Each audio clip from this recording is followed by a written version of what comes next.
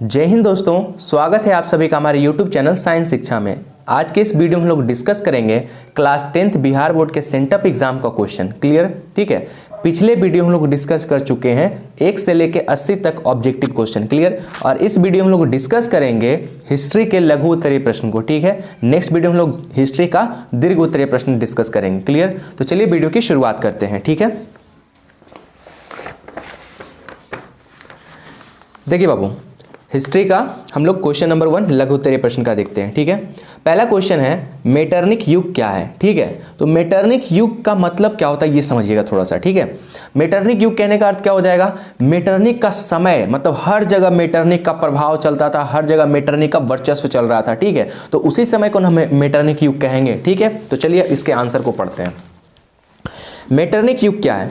सन 1815 से लेकर 1848 तक के अवधि को मेटरनिक युग कहा जाता है। क्लियर? ठीक है। क्योंकि इस समय यूरोपीय देशों के ऊपर मेटरनिक का प्रभाव रहता था। क्लियर? आपको पता है 1815 में नेपोलियन का जो सत्ता था वो समाप्त हो चुका था, नेपोलियन का प्रभाव समाप्त हो चुका था। ठीक है। और 1815 से लेकर के 1848 के दौरान ऑस्ट्रिया काफी ताकतवर देश था और ऑस्ट्रिया का चांसलर कौन था? मेटरनिक था। ठीक है। और इस वजह से बहुत सारे यूरोपीय देशों पर किसका प्रभाव स्थापित रहता था? मेटरनिक का प्रभाव स्थापित रहता था। क्लियर? और इस वजह से 1815 से लेकर 1848 तक के समय को हम लोग मेटरनिक युग कहते हैं। ठीक है। क्लियर? क्योंकि बहुत सारे यूरोपीय देशों के ऊपर किसका प्रभाव था? मेटरनिक का था। वो हर देश के आंतरिक मामले में क्या करता था? हस्तक्षेप करता रहता था। क्लियर? समझ में आया बात? तो पहला क्वेश्चन हम लोग डिस्कस कर चुके हैं। सेकंड नंबर क्वेश्चन क्या है समझिएगा। रूसी क्रांति में मार्क्सवाद का प्रभाव क्या रहा? क्लियर? तो देखिए बाबू, रूसी क्रांति के होने में बहुत सारे कारण थे। ठीक है। उसमें से एक कारण था मार्क्सवाद का रूस के अंदर बढ़ता प्रभाव। क्लियर? तो क्या किस तरह का प्रभाव पड़ा मार्क्सवाद का रूसी क्रांति में? ठीक है। क्लियर? देखिएगा, रूसी क्रांति में मार्क्सवाद का निम्नलिखित प्रभाव था।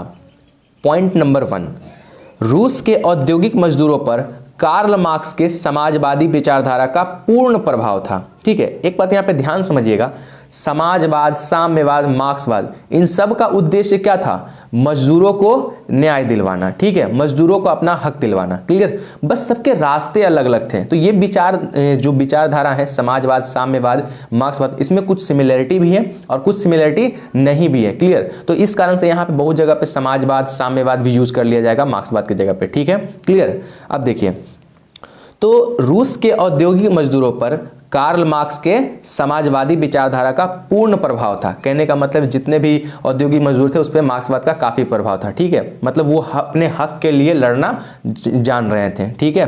अब देखिए पॉइंट नंबर 2, मार्क्सवादियों ने मजदूरों के बीच काम करना शुरू किया। जितने भी मजदूर थे उनके बीच में जो है मार्क्सवाद के विचार को फैलाएं, उनको समझाएं कि अपने हक के लिए लड़ना सीखो, क्योंकि ये पूंजीवादी आपका क्या कर रहे हैं? पूंजीपति आपका शोषण कर रहे हैं। ठीक है।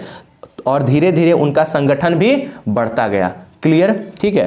पॉइंट नंबर 3 देखिएगा, पहला साम्यवादी व्यक्ति जिसका नाम प्लेखानोव था, उसने रशियन सोशल डेमोक्रेटिक पार्टी की स्थापना की। ठीक है।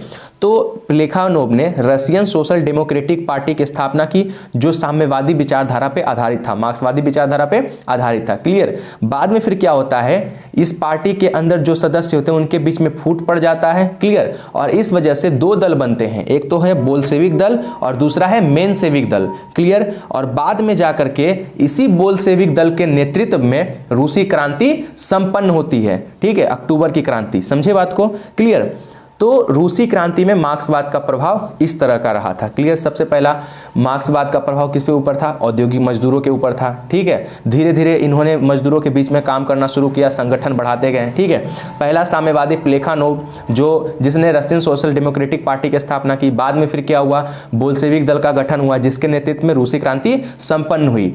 अगर रूस के अंदर मार्क्सवाद विचारधारा का प्रभाव नहीं होता तो रूसी क्रांति कभी नहीं हो पाती। ठीक है। तो आपको यह समझ में आ रहा है कि रूसी क्रांति में मार्क्सवाद का एक अहम भूमिका था, मार्क्सवाद का एक इंपॉर्टेंट रोल था। ठीक है। समझ में आया क्वेश्चन? चलिए क्वेश्चन नंबर 3 पे चलते हैं। तो क्वेश्चन नंबर 3 क्या है? हो ची मिन्ह मार्ग क्या है? क्लियर? ठीक है।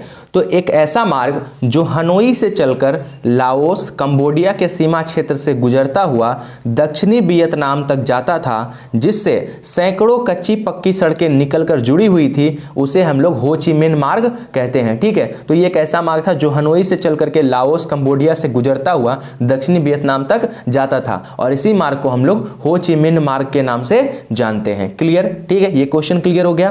क्वेश्चन नंबर 4, प्रथम विश्व युद्ध का भारत पर क्या प्रभाव पड़ा? ठीक है, प्रथम विश्व युद्ध कब से कब तक चला था? 1914 से लेकर 1918 तक। क्लियर? ठीक है, तो ये जो प्रथम विश्व युद्ध हुआ था, इसका भारत के ऊपर क्या प्रभाव पड़ा, क्या असर पड़ा, इस चीज को हम लोग समझेंगे। ठीक है, देखिए बाबू, प्रथम विश्व युद्ध का भारत पर निम्नलिखित प्रभाव पड़ा। पॉइंट नंबर 1, देश में वस्तुओं की कीमतें बढ़ने लगी, आर्थिक गतिविधियां मंद होने लगी, जितने भी आर्थिक क्रियाकलाप थे वो कम होने लगे, और बेरोजगारी बढ़ने लगी। ये पहला प्रभाव था। ठीक है, क्लियर?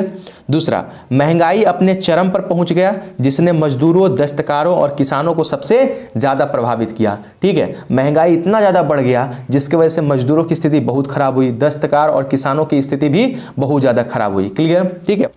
पॉइंट नंबर 3, युद्ध के दौरान इंग्लैंड की अर्थव्यवस्था संकट से घिर गया, जिससे भारत में उनका आयात रुक गया और भारतीय उद्योग इस दौरान फलने फूलने लगे। क्लियर? आपको पता है कोई भी देश तब युद्ध लड़ता है तो उसकी अर्थव्यवस्था संकट से घिर जाती है। ठीक है, तो वैसा ही इंग्लैंड के साथ हुआ, और जब उसके पास पैसे नहीं होंगे, उसकी अर्थव्यवस्था चौपट होगी, ठीक है, तो उसके यहाँ इंडस्ट्री के अंदर, उद्योग के अंदर उत्पादन होना कम हो जाएगा। जब उत्पादन ही वे कम करेंगे तो वो निर्यात अपने देश में नहीं कर पाएंगे, अपने देश से निर्यात नहीं कर पाएंगे। तो भारत के अंदर उनकी वस्तुएं जो आयात होती थी वो रुक गई और भारतीय बाजार क्या हो गया? खाली पड़ गया। तो यहाँ पर भारतीय उद्योग क्या होने लगे? डेवलप होने लगे, अपना उत्पादन शुरू किए, और मार्केट खाली होने की वजह से भारतीय उद्योगों का सामान बिकना शुरू हो गया, और इस तरह से भारतीय उद्योग क्या होने लगे? फलने फूलने लगे प्रथम विश्व युद्ध के दौरान। समझ में आया बात? तो इस तरह का प्रभाव भारत के ऊपर पड़ा। किसका? प्रथम विश्व युद्ध का। पहला, देश के अंदर वस्तुओं की कीमतें बढ़ने लगी, आर्थिक गतिविधियां मंद होने लगी और बेरोजगारी बढ़ने लगी। ये चीज था शहरों के अंदर। ठीक है, अब देखिए पॉइंट नंबर 2, महंगाई अपने चरम पर पहुंच गया, जिसने मजदूरों, दस्तकारों और किसानों को सबसे ज्यादा प्रभावित किया। पॉइंट नंबर 3, युद्ध के दौरान इंग्लैंड की अर्थव्यवस्था संकट से घिर गया, जिससे भारत में उनका आयात रुक गया और भारतीय उद्योग इस दौरान क्या होने लगे? फलने फूलने लगे। ठीक है, क्वेश्चन नंबर 4 आपको समझ में आया होगा।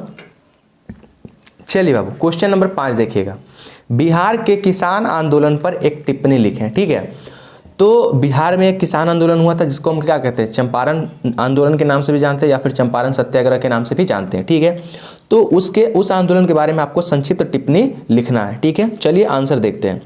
बिहार में होने वाले किसान आंदोलन का नाम चंपारण आंदोलन था। सॉरी, यहाँ पे चंपारण होगा।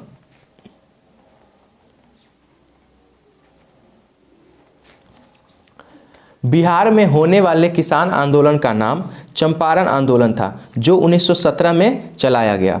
चंपारण के किसान नील्हे गोरों के अत्याचार से त्रस्त थे। नील्हे गोरों का मतलब क्या है? ऐसे गोरे लोग जो किसानों से जबरदस्ती नील की खेती करवाते थे, उन्हें हम लोग नील्हे गोरों कह रहे हैं। ठीक है, तो इनके अत्याचार से चंपारण के किसान बहुत ज़्यादा परेशान थे। ठीक है, और इसी समय राजकुमार शुक्ल ने गांधी जी से चंपारण आने का अनुरोध किया, आग्रह किया। ठीक है, गांधी जी चंपारण आते हैं और यहाँ पर सरकार पर दबाव बनाने की कोशिश करते हैं। तो गांधी जी के दबाव पर सरकार ने चंपारण एग्रेरियन कमेटी का गठन किया। ठीक है, और इस कमेटी ने 3 कठिया व्यवस्था समाप्त किया। ठीक है, 3 कठिया व्यवस्था क्या था कि अगर आप 10 कट्ठा पे खेती करते हैं तो आपको जबरदस्ती 3 कट्ठा पर आपको नील की खेती करनी पड़ेगी। ठीक है, तो ये व्यवस्था क्या किया? समाप्त किया, 3 कठिया व्यवस्था। क्लियर? साथ ही साथ उसके अलावा जो एक्स्ट्रा टैक्स किसानों को भरना पड़ता था, ये सारे टैक्स भी समाप्त किए गए, अन्य कर भी समाप्त किए गए।